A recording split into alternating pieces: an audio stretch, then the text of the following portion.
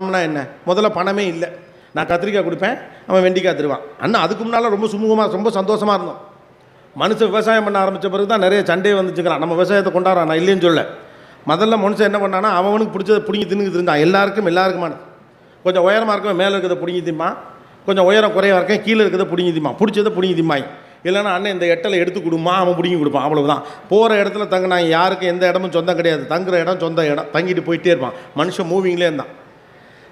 Sapiens புத்தகத்தில் அற்புதமாக அவால்வரா சொல்கிறாரு, மனிதன் தன்னை காப்பாற்றிக் கொள்வதற்காக கோதுமை விதைத்தான், கடைசியில் கோதுமையை காப்பாற்றுவதே அவன் வேலையாகி போனது அப்படிங்கிறார்.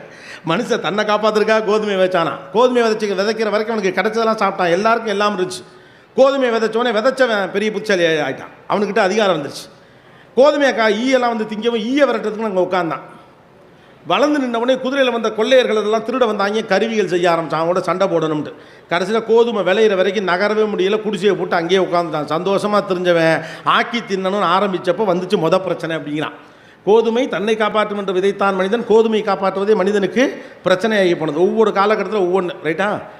அப்படி விதைச்சா வளர்ந்தவன் போனால் ஒரு இடத்துல காசுன்னு ஒன்று வந்துச்சு. காலனா கொடுத்தா கத்திரிக்காய், அரையனா கொடுத்தா முருங்கைக்கான்னு ஏதோ ஒன்று நடந்துச்சு. அப்போ அதற்குடைய பேர், எனக்கு தேவைப்படக்கூடிய ஒன்றை நான் வாங்குவதற்கான பயனை தருவதன் பெயர் பணம். That is the meaning of money on those days. அடுத்த கட்டம் என்ன பார்த்தானுங்க, காசு இருந்தால் பொருள் வாங்கலாம் போல் இருக்கேன், இப்போ காசை கொஞ்சம் சேர்ப்போம் அப்படின்னு நினச்சான்.